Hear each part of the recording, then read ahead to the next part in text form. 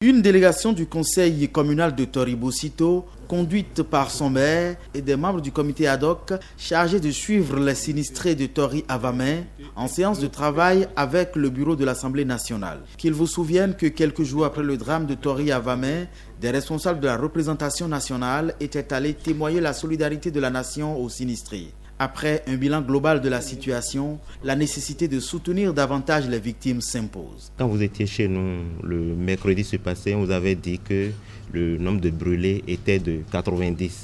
Mais tout à l'heure, j'ai dit que c'est 92. Alors qu'avant, on avait dit 92, puis on était revenu à 90.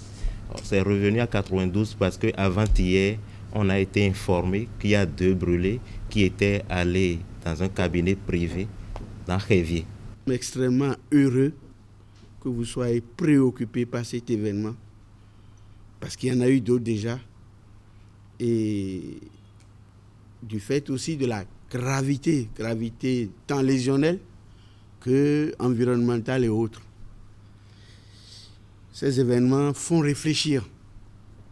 Réceptif aux doléances du comité ad hoc chargé de suivre les sinistrés du drame, le Parlement fait un don complémentaire de 10 millions de francs CFA après ceux du 21 septembre dernier. Lorsque nous sommes allés dans les hôpitaux, les besoins exprimés par les hôpitaux, même s'il y a une prise en charge, un engagement du gouvernement à prendre en charge, etc., nous avons compris qu'il y avait un besoin, il y avait des besoins supplémentaires. Et c'est pour ça que nous avons décidé de faire un complément équivalent à ce que nous avions fait déjà.